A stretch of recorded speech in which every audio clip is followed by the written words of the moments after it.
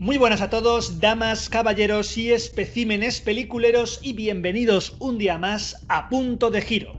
Bienvenidos un día más, efectivamente, una semana más. Es el capítulo 6 ya de nuestro ciclo de fantasía y, como siempre, recabando información con nuestras encuestas en @cine.degiro, nuestra comunidad de Twitter, habéis hecho que salgamos de los 80. Sí, hoy nos vamos a ir fuera de los 80, nos vamos a los 90, como ya hicimos con Sleepy Hollow, y os traemos Jumanji. Buenas tardes, Álvaro. Muy buenas tardes, pues sí, por fin nos vamos de los 80, que no digo que no me guste, pero por fin avanzamos un poquito y ya estamos en la década de los 90. No sé por cuánto tiempo, pero de momento vamos a disfrutar de este clasicazo como es Jumanji, que ya adelanto que es de mis películas favoritas, o sea que lo adelanto ya. Pues vamos para allá. Como ya sabéis, vamos a usar siempre el esquema de nuestro ciclo de fantasía, que es el de pilares del cinema. Es decir, equipara los aspectos fundamentales de la peli con elementos arquitectónicos de una catedral gótica. Y de esa manera, pues vamos a empezar armándoos un poco el chasis, esta primera referencia que os ponemos siempre delante para comentaros la ficha técnica de la película y tener así una buena introducción con ella. Y me toca a mí. Así que, ¿qué os voy a decir de Jumanji? Pues lo primero, que es una película de 1995. Lo segundo, que está dirigida por Joe Johnston. Joe Johnston, seguramente muchos fans de Marvel le recordáis de Capitán América, por ejemplo, pero también hizo películas entrañables de fantasía anterior, como El Guardián de las Palabras, o este clásico que fue Cariño encogido a los niños, que seguramente muchos de nuestra generación, Álvaro y yo, la vimos incluso en el cine. Creo que ¿Sí? no. ¿No? Creo que ¿No no. viste? Yo esa sí Yo la era, recuerdo. yo era muy pequeño, creo. Luego en el guión tenemos un trío para escribirlo, que es Jonathan Hensley, un trío guionista, entendemos las cosas como son, Greg Taylor y Jim Strain, que no sé si los tres se pusieron ahí de acuerdo para hacer algo más, pero de momento escribir sí. Porque se basaron además en un cuento corto, en un relato corto de Chris Van Allsburg, y adaptaron y metieron toda la historia de Jumanji para la pantalla. En la música tenemos a un grande, tenemos al gran James Horner, por decir tres títulos de los 800 que tienen, pues El nombre de la rosa, Titanic o Avatar. Platitos ligeros, nada, cabrón. O Willow. O Willow, que ya hablamos también de Willow, siempre sale Willow, si es que la Sí, sí, sí. fantasía siempre nos menciona a Willow. Y en la fotografía tenemos a Thomas E. Ackerman. Bueno, pues Thomas E. Ackerman, que en general lo que más ha trabajado ha sido comedias familiares, sencillotas como Yo de la jungla o Ratas a la carrera. Es verdad que tiene dos títulos que a mí me ha sorprendido mucho verlos por ahí, que es Beetlejuice, en el que también colaboró, o en esta película que quizá a nivel película no es muy potente, pero a nivel visual es brutal, que es Moonwalker, que es la peli que se hizo sobre Michael Jackson. Y en el reparto, pues tenemos a un ser entrañable que nos dejó hace no demasiado tiempo, que es Robin Williams, ahí le tenemos encabezando, una jovencísima Kirsten Dunst, con su compañero, con el que hace su hermano, que es Bradley Pierce, y luego tenemos a Bonnie Hunt y a David Alan Grier, que es un comediante bastante famoso en América y que aquí, pues, da el punto cómico también a lo que es nuestra selva particular.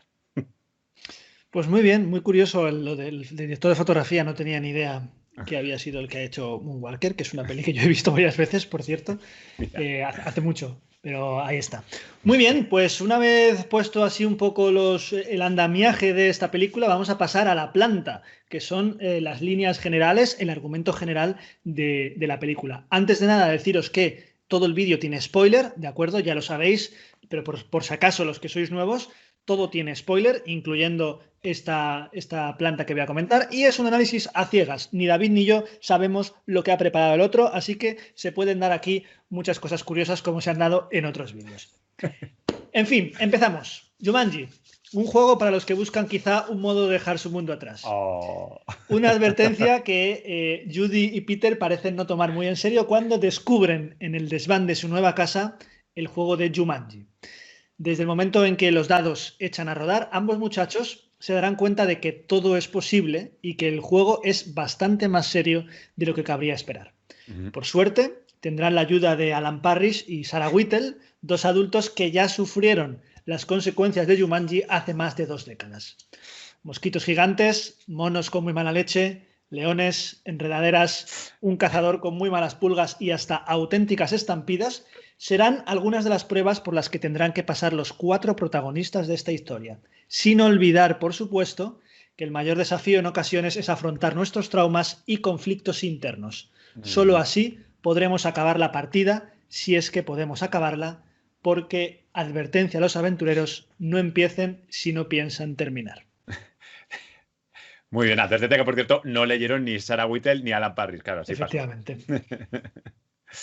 Pues ahora vamos a meternos ya un poco más en vereda después de estas dos presentaciones, ¿vale? Chasis y un poquito de la historia que nos presenta siempre Álvaro en la planta, en la trama, y vamos con las columnas. Las columnas son estas partes que tanto a Álvaro como a mí nos parece que sostienen toda la película. Así que voy a empezar yo con la primera. Perfecto. Creo que una de las columnas básicas, y yo creo que siempre pasa en las películas en las que este hombre está, es Robin Williams. Robin Williams, en este caso, que no solamente por el talento que tiene como actor, sino también por ese carisma que establece siempre en cada uno de sus personajes, que tiene siempre estas facetas entrañables que prácticamente, diríamos en un 80% de su producción, aporta al personaje que interpreta, y no es menos Alan Parrish. Alan Parrish adulto, entiéndase. Gracias a él entramos no solamente en un ciclo interesante en cuanto a la película por el tipo de personaje que nos presenta, porque es algo muy extravagante, ¿no? El pobre ha estado ahí atrapado y de repente tiene que salir a enfrentarse otra vez con el mundo. Álvaro hablaba antes de estos viajes contra los traumas. Creo que el de Alan Parrish, el del personaje de Robin Williams, es uno de los más potentes. Y además creo que lo hace muy bien y aparte que a nivel interpretativo yo creo que se come a todos los demás que puedan estar alrededor. Es un puntazo y es una baza segura siempre, y en Jumanji lo es también. A ver, ahí íbamos a coincidir, esto estaba clarísimo. En cuanto a esta columna, yo la tenía puesta la segunda, pero ya que has hablado de ella, pues vamos a hablar de... Yo no me he centrado solamente en Robin Williams, me he centrado en Alan Parrish, porque creo que es como Sí. un binomio, tanto a nivel personaje como a nivel de actor. A nivel personaje, porque como pasa con otras películas de fantasía y de aventura que hemos ido analizando, vamos a ver un personaje con un enorme conflicto emocional como es este de Alan Parrish, que además en este caso, a diferencia de otras películas de aventuras, es muy cercano a nosotros, porque es un poco la aceptación de esa figura paterna o la aceptación de ese padre y ese hijo, esa relación padre-hijo que no digo que todos tengamos una misma relación padre-hijo, pero sí todos tenemos un padre, ¿vale? Entonces, quiero decir, entonces, que sea algo tan potente y tan cercano hace que la empatía con el espectador sea mucho mayor que en otros casos, como otras películas que hemos analizado, como Lady Halcón, por ejemplo, o como Willow, que son conflictos importantes, pero no son conflictos que nos toquen a nosotros en el día a día. Y además, otro punto a favor que tiene este personaje y esta película es que como hay una enorme elipsis de tiempo, podemos ver la evolución del personaje, cosa que en otras películas que hemos analizado no. Y luego, por otro lado, pasamos a lo que has dicho tú, al actor, a los actores, porque creo que Adam Humbert, que es el que hace de Alan Parrish joven, también lo hace muy bien. A mí Sí, me estoy de gusta acuerdo. mucho cómo crea ese niño con esos traumas y, por supuesto, Robin Williams. Es un personaje que Robin Williams sabe dotarle de madurez y de seriedad sin perder la parte cómica, ¿vale? Me gusta mucho porque es un Robin Williams más cercano a Hook que la señora Doubtfire o que a Good Morning Vietnam y lo prefiero. Para esta película lo prefiero, porque si no quizá hubiese sido algo súper histriónico y mucho más extravagante y si, como ha dicho David, se come a todos los que se ponen en medio, si encima hubiese sido el Robin Williams de Señor Fire, pues entonces ya apague y vámonos. Así que, en fin, sí, coincidimos. Totalmente. Pues en la segunda columna, ya creo que aquí diferiremos, pero vamos a ver, como es a ciegas, he seleccionado el juego. A mí el juego me volvió loco. Esta película yo la fui a ver con mis abuelos al cine cuando era muy pequeño y me dejó alucinado. Salí del cine queriendo construirme el juego, llamando a un carpintero y decir, por favor, construya con madera y imanes este juego, porque es maravilloso. Claro, luego el Lego te montas. Pero la verdad es que la idea en sí del juego, que viene de este pequeño cuento que os contaba antes de Fan Alsburg, está un poquito más simplificada, digamos, en el cuento original. Aquí han metido toda la historia de bases temporales y tal, pero lo que es la idea de un juego en el que no solamente, digamos que lleva a otro nivel el concepto del juego de rol. No es ya solo que tú vayas a participar en el juego siendo un personaje, sino que por narices te va a tocar enfrentarte con todos los peligros que ofrece una jungla. Y además una jungla del tamaño de las que presentan en Jumanji. Todo lo que es la cuestión de las adivinanzas, ese orbe que tiene en el centro que parece una bola de cristal, que casi te da miedo mirar lo que va a decir en rimando porque sabes que va a ser un peligro nuevo. El magnetismo del hecho de que las fichas se muevan solas, que en principio dices, bueno, es un mecanismo sencillo, sí, pero aporta también parte de la magia a todo esto. Y luego, por supuesto, pues todo lo que va originando, todos los peligros a los que nuestros héroes se van afrontando. Que tiene otra parte que no me convence tanto, pero eso ya lo voy a dejar un poquito más para adelante. Álvaro, coméntanos más cositas. Pues no hemos coincidido porque tú no quieres, porque no, en este caso porque yo no quiero, porque lo iba a poner, pero Sí. dije, voy a poner otra cosa por si acaso, por si acaso. Estoy de acuerdo con todo lo que has dicho y yo he puesto como columna el ritmo. Oh. Por cierto, hablando de ritmo, suscribirse, ¿vale? Si habéis llegado hasta aquí, darle un poquito de ritmo, un clic ahí a suscribirse, al like que no cuesta nada, es un clic, es un segundo de vuestro tiempo, a nosotros nos hacéis súper felices y vamos a ver si este verano podemos alcanzar los 700 por lo menos, así que a saco a suscribirse. En fin, el ritmo.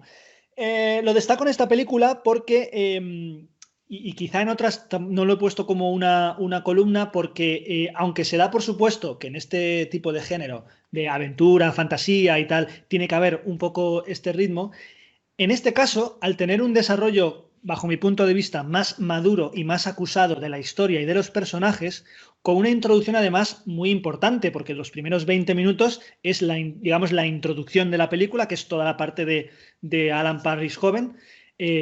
Creo que a pesar de que se toma todos esos tiempos, el ritmo consigue mantenerte pegado a la pantalla y en ningún momento echas en falta ni bajones de ritmo, ni un ritmo, ni al contrario. Se parece un poco al ritmo que hablábamos en Lady Halcón, a ese ritmo desigual que escogieron en Lady Halcón, pero en este caso creo que mejor implementado en esta película. Por cierto, Lady Halcón, si no habéis visto el análisis, lo dejaremos por aquí abajo.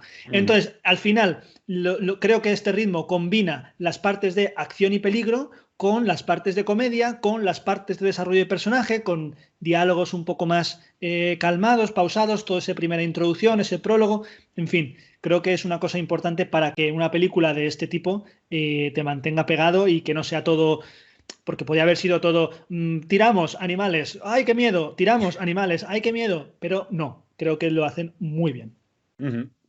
Pues vamos a comentar precisamente todo lo que envuelve a estos tiramos animales y qué pasa, ¿no? Vamos a ir con las vidrieras. Las vidrieras que ya sabéis que comentamos aspectos concretos que nos han llamado la atención a nivel visual. Así que, Álvaro, te voy a dar ahí una buena cama para que empieces. Bueno, pues voy a hablar de hojas, en este caso. de dos cositas, de eso es, de dos cositas, pero muy, muy ligeras, ¿vale? Uh-huh. Para mí, las vidrieras de esta película es que hubo alguien que se dio cuenta inteligentemente de que los efectos digitales aún no estaban a la altura que debían estar y, por tanto, los mezclaron mucho con elementos prácticos, como por ejemplo las arañas, las enredaderas, las plantas carnívoras, el animatrónico del león sobre la cama, todas esas cosas están mezcladas con efectos digitales. No sé quién ganaría de esta guerra, si efectos digitales o efectos prácticos. Para mí hay momentos en los que los efectos digitales cantan un poco, sobre todo vistos a nivel de hoy, pero bueno, fueron inteligentes y no hicieron todo con ordenador, Digital. ¿vale? Uh-huh. Si tengo que destacar algo de las vidrieras, para mí, sin lugar a dudas, es una escena que se me quedó grabada en la cabeza durante muchos años, que es la estampida. Porque además es que un año antes o ese mismo año, bueno, no sé, habíamos visto que el peligro de una estampida con el Rey León, ¿vale? Habíamos visto esa maravillosa estampida de los News en el Rey León, pero es que aquí de repente sentimos la estampida. Me parece que está grabada de una manera brutal. Me parece que fue para la época, para el 95, un trabajo colosal de efectos digitales y que está muy bien integrado. Y es, digamos que mi parte de visual que más destaco de esta película. Uh-huh. Pues la parte visual que más destaco yo está dentro de todo esto que has comentado tú. Ya sabes que, bueno, ya sabéis también los que nos seguís varias semanas en este canal, que a mí me encanta todo lo que son los efectos prácticos. Entonces yo cuando vi desplegar, además me recordaban a muchas cosas, con la cabeza del león, por ejemplo, que has dicho, desde la pezuña que aparece pisando el piano, la cola que también toca unas cuantas teclas, todas esas partes que sabes que están manejando por ahí con manivelitas y tal, creo que están muy logradas y creo que le dan mucha mucha viveza, porque el hecho de mezclarlo, como bien dice Álvaro, con elementos digitales que todavía no terminan de convencer a nivel visual, te hace acercarte mucho más. A mí el hecho de la planta, que me recuerda mucho a la pequeña tienda de los horrores, por ejemplo, Sí, la sí, gran sí. amarilla, ¡pah!, que de repente se abre y atrapa al niño que tiene que sacar la espada para cortar, me parece que está brutalmente hecha y de hecho todo, y lo combina, ahí está directamente combinado digital con cómo crecen las raíces, se van... Y ahí me funciona muy bien esa mezcla. También tenemos situaciones de peligro que además generan dentro de la película un verdadero conflicto a desarrollar, a superar, digamos, y una evolución dentro de los personajes que sucede, por ejemplo, con todo el tema del monzón. Todo lo que es la Ujú. inundación con la lluvia, ese caimán o cocodrilo. Cuidado, Sara, claro, te pierdes el beso por definirlo mal. Sé que, bueno, pues es todo efecto práctico. Es agua, ellos están ahí y hay y un animatrónico de un caimán dispuesto a comerse a Robin Williams. Entonces, funciona muy bien. Y de hecho, lo que sucede a raíz o las consecuencias que tienen en esta película tienen un factor muy importante y es que lo suelen llevar casi todo a la comedia. Quizás no tanto las plantas, pero el monzón cuando se libera lo hace, los monos cuando salen a la calle pasa también, e incluso la estampida con esa figura del rino que se queda siempre Sí. retagado y va respirando. Entonces creo que aporta mucho porque esta película, el elemento cómico es fundamental. Muy bien, pues ahora vamos a pasar al coro. Si hemos hablado de lo visual, ahora vamos a hablar de lo sonoro y lo que nosotros destacamos dentro del apartado sonoro de esta película, sea banda sonora, sean efectos sonoros, lo que sea. Ujú. David, por favor. Pues yo me voy a centrar un aspecto que hemos comentado ya, que es esa parte tan emotiva que tiene esta película y que James Horner sabe llevar muy bien. La banda sonora está muy completa, tiene mucho de todo, podemos incluso escuchar reminiscencias en algunos instrumentos africanos, tambores, etc.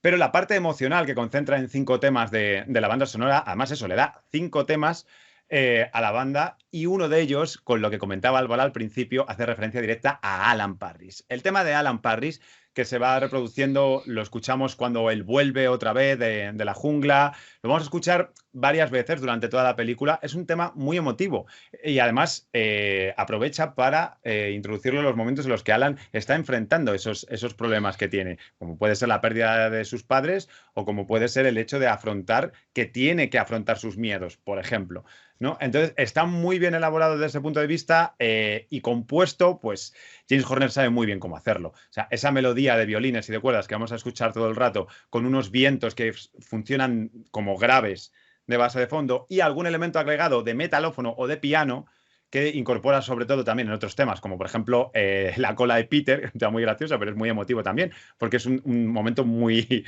duro para el señor Peter, o el último, por ejemplo, de Navidades de 1985, en el que se va a ese mismo tipo de melodías y que a mí me conquista. Me gana porque si yo lloro con algunas partes de películas, es verdad que tengo la sensibilidad a flor de piel, con Jumanji me pasa y cada vez que sonaba y veía algún elemento de, oh Dios mío, ha muerto el padre, oh Dios mío, ¿qué le pasa a este niño mono que se está transformando? Metía en ese tipo de melodías y se me caía la lágrima, no lo podía evitar.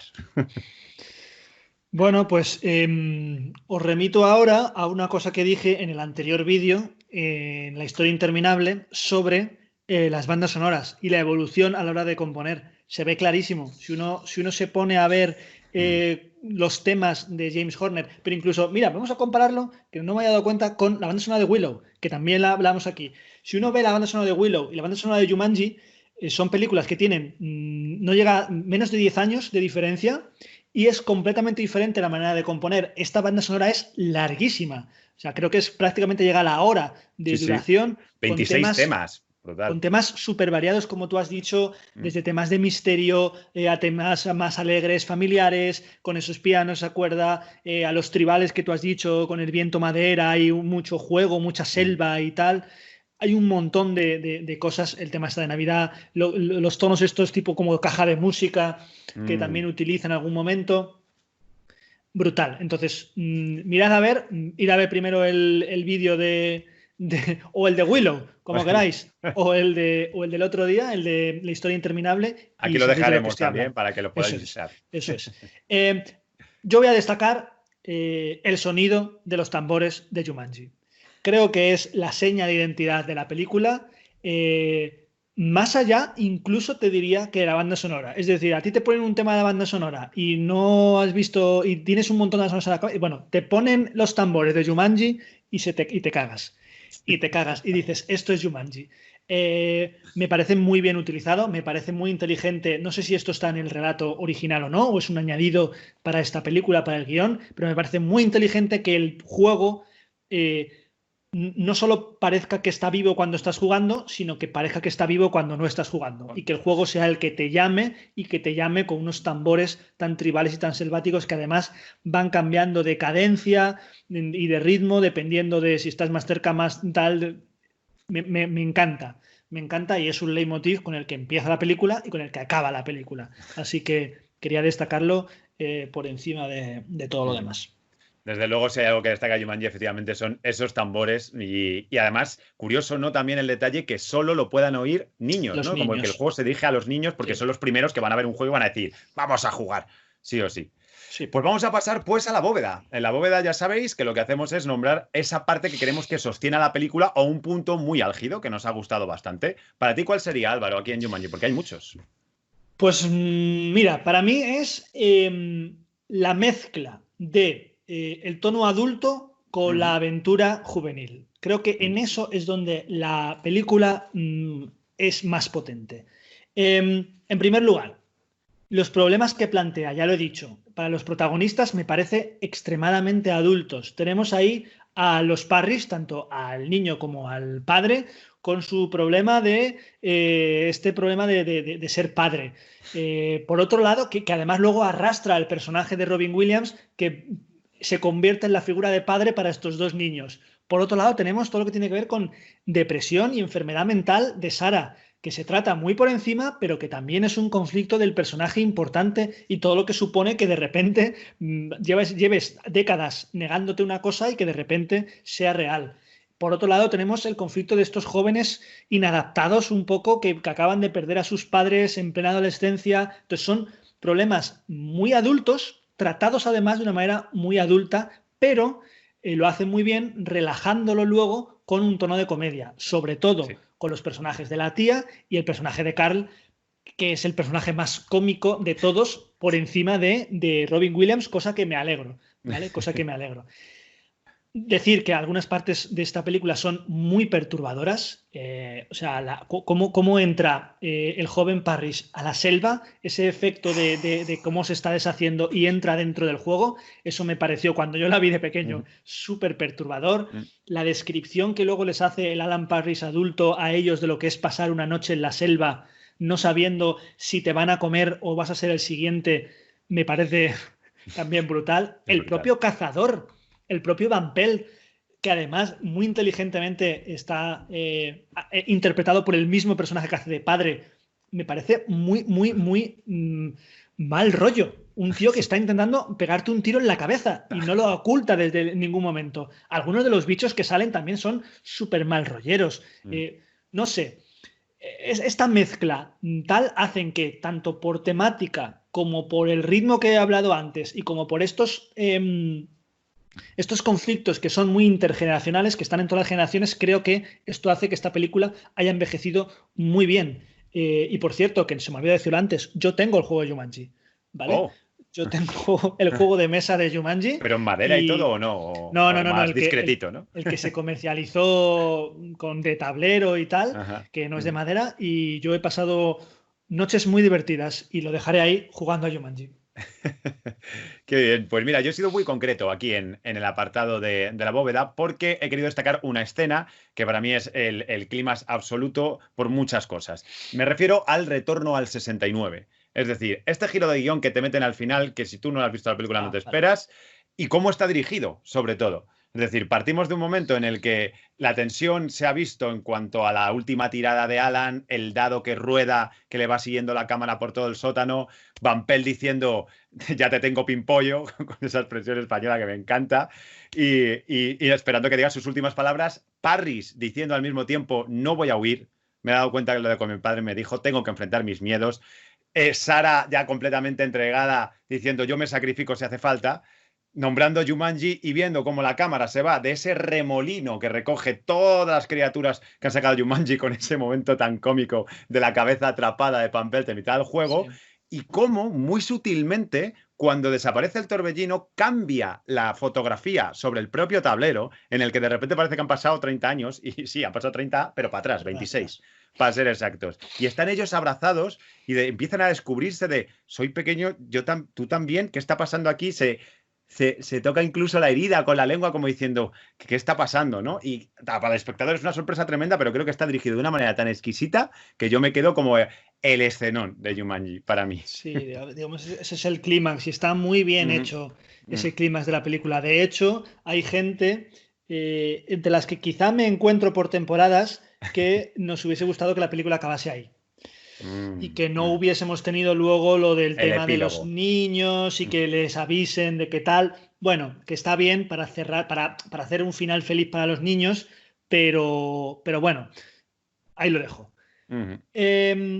Gárgolas. Vamos a las gárgolas, que son los aspectos negativos que vemos Ujú. de esta película. Yo tengo dos, no sé Tú cuántos tienes tienes tú. dos. Yo tengo una. Pues entonces a lo mejor empieza tú, si Perfecto, pues quieres. empiezo Vale, yo. Vale. dale, dale. Decir que mis gárgolas son muy sutiles, ¿vale? Quiero decir, en esta película, lo siento, no puedo ser No puedes muy ser objetivo. objetivo. Me pasa como con Willow, ¿vale?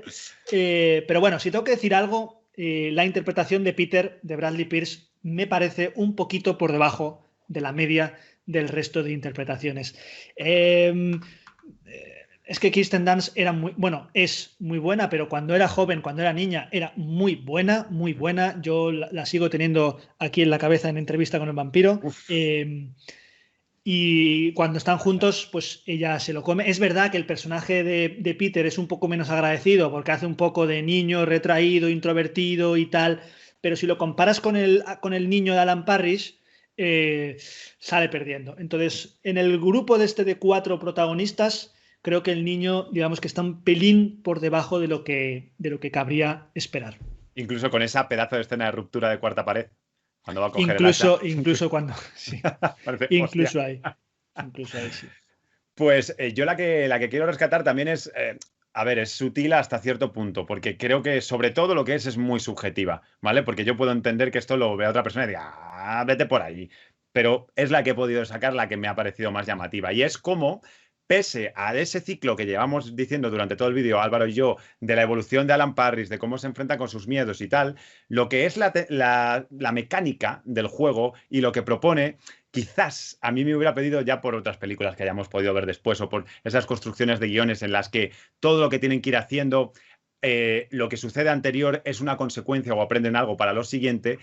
Y me resulta carente en esta, porque lo que va apareciendo, sí, son nuevos peligros, en algunos se les escapa el juego, que si el pelícano lo coge, que si cuidado que ahora son arañas, cuidado que ahora se hunde el suelo, etc, etc, pero sí que me hubiera gustado ver como que hubiera una progresión. Claro, obviamente pega mucho con lo azaroso y lo aleatorio. En el juego te puede salir lo que le dé la gana al juego. Pero sí me hubiera molado ver un poco esa progresión de, coño, claro, como han tenido que hacer antes esto, ahora podían haber hacer de otro modo, o incluso que hubiera ayudado un poco a avanzar los personajes de los chavales, que creo que se les olvida un poco menos en cuanto al desarrollo. Vemos cómo Sarah y cómo Alan van evolucionando y quizás Peter, bueno, ya lo has dicho tú, pero incluso el personaje de Judy se queda un poquito en segundo plano y a lo mejor se hubiera podido ayudar, ¿no? Con un desarrollo más cohesionado de cada tirada y cada peligro. A ver, es que, claro, lo que tú dices tiene sentido, pero claro, entonces tú mismo te has desdicho en el sentido de que, claro, si haces eso, o el guión está muy, muy, muy bien hilado, o entonces haces que el juego no sea aleatorio. Entonces, Claro, es que el juego tiene mente, entonces podría también. Pero claro, bueno. pero el juego no tiene la mente como para decir, voy a hacer que solucionéis vuestros problemas. No. Claro, claro. Entonces, pero sí que es verdad, y en esto no sé si te has fijado, que las diferentes pruebas por las que van pasando sí que ayudan a crear y a evolucionar la relación que tienen entre los personajes. Sin ir más lejos, por ejemplo, cuando Peter pierde el juego, cuando pierde el juego, que el personaje de Alan se lo recrimina y luego es el único que consigue recuperarlo y se ve como Alan no sabe cómo tratarle con cariño porque realmente su padre no lo ha tratado a él con cariño. O sea, creo que sí, que en cierto sentido, quizá, y esto te lo lanzo ahí y te lo lanzo a todos los que están viendo, quizá si, teniendo en cuenta lo que acaba de decir David, analizamos la película intentando sacar esas cosas, yo creo que podríamos hilar mucho más fino y que podríamos ver como hay algunas que quizá no tienen ningún sentido y que sean simplemente, pues salen monos y ya está. O salen arañas y salen arañas. O salen arañas y ya está, pero que otras sí que ayudan a avanzar. Sí, de hecho, la del monzón, por ejemplo, que la comentábamos antes, pasaba igual, ¿no? Esa relación que se establece entre Sala y Alan es gracias al caimán. Pero es lo que te digo, no la veía siempre y sí, no está si que hubieran querido hilar más fino, pues hubiera estado. Siempre no está. Pero bueno. Cuéntame más de ti. Y la última gárgola que yo tengo, y esto también creo que es subjetivo, y no tiene que ver con la película en sí, sino con cómo se vendió esta película. Que no se sepa vender esta película. A día de hoy no se sabe vender esta película en condiciones. ¿Por qué? Porque se sigue diciendo que esta película es una película infantil. Es una película familiar. No. Infantil, la historia interminable, pero... Esta película no es infantil y es familiar. Cuidado, que yo a mi sobrina de 5 años no le pongo Jumanji, a menos que ya le haya puesto otras cosas. Pero si pasa de Dora la Exploradora a Jumanji... Cuidado, que se puede traumatizar un poquito, ¿vale? De ver la Patrulla Canina y el Rey León y de pones a este león y a lo mejor mi pobre sobrina se caga. Entonces, muchas de las críticas que recibió esta película y muchas de las críticas que tiene hoy en día es que esto intenta ser un cine familiar, pero al final que no intenta ser un cine familiar, que esto va un poquito más allá, que esta película hay que verla como lo que es una mezcla de cine juvenil familiar, pero con un toque súper adulto, que creo que de momento, de todas las que hemos analizado, excepto Excalibur, ninguna de ellas llega a tener un toque tan adulto, ¿vale? Ni siquiera Lady Halcón, por los temas que trata, es tan adulto. Yo Lady Halcón, incluso las escenas de violencia se las podría poner a una... Vamos, que estoy segura de que mi sobrina ve a Alan Parry desapareciendo en el juego y se perturba más que la muerte o las transformaciones en Lady Halcón. Entonces, bueno, simplemente quería dejarlo ahí. Que no se venda como eso, que es algo más, que es un producto mucho más redondo y que entender bien este producto hace que se venda bien y que este producto pues no sea una cosa infantil, aventuras, como puede ser otras películas familiares como hizo Robin Williams, porque Robin Williams, esta película es mucho más adulta que Hook, nos pongamos como nos pongamos. Sí, ¿vale? Sí, no, es tal cual. Y yo adoro Hook, y tú lo sabes. Yo también, pero es mucho más adulta que Hook, mucho más adulta que La Señora Doubtfire, que eso sí que son películas familiares, pero bueno. Recomendado además para cualquier persona que disfrute con el cine de aventuras, independientemente de la edad que tenga. O sea que, eso es. Totalmente. Así que vamos a finalizar con la clave de bóveda, que es una frase que resume todo. Y bueno, que resume todo. A veces las frases de Álvaro las hacen más largas de lo que es la película así. Así que venga, dale con la tuya. Pues mi clave de bóveda es un juego muy serio en el que los más mayores disfrutarán de lo lindo, con un Williams que se come la pantalla y un montón de conflictos que van más allá de unos monos montando en moto. Absolutamente imprescindible. Toma ya. Pues yo quería hacer un juego de palabras, fíjate. Y un juego de palabras que resume un poco el argumento, básicamente, pero es que me gusta tanto que me apetecía. Entonces, con Jumanji, Jumanji, he intentado hacer la frase. Entonces, con Ju es jugando avanzamos, Man, manteniéndonos unidos, y con Ji o Ji, girones de personalidad que al final serán unidos y cosidos. Pues muy bien, hijo, qué originales somos. Si es que somos la hostia, si es que somos la hostia. Tenemos la creatividad así a flor de pies. Si es que de verdad, a flor de pies tenemos la creatividad. Bueno, muchachos, pues nada, muchísimas gracias una vez más por ver este vídeo. Si sois nuevos, suscribíos. Si no sois nuevos, no os desuscribáis, que tampoco que es tontería, ¿sabes? Que aunque digamos cosas que nos han gustado, que no pasa nada, que esto es subjetivo siempre, ¿eh? Y que nos podemos ir a tomar cañas con vosotros, aunque digáis que Jumanji es una mierda. Bueno. Tampoco no os paséis, ¿vale? Así que nada, daros las gracias. Dejaremos por aquí en la caja de descripción todo lo que hemos comentado. Ya sabéis, tenéis una propia lista de reproducción donde está todo este ciclo de fantasía, que lo podéis ver, nuestros directos, etcétera, etcétera. Muchísimas gracias por seguir ahí y nada, nos vemos muy prontito. Pues sí, nos podéis seguir, ya sabéis, en el canal de Cine.degiro o Punto de Giro Cine o en @cine.degiro en nuestro Twitter. Es un placer teneros aquí y volveremos, así que no nos perdáis la pista. Sí. Ya sabéis que si os gusta el cine, nosotros somos Puro Cine. Somos Álvaro y David y esto es Punto de Giro.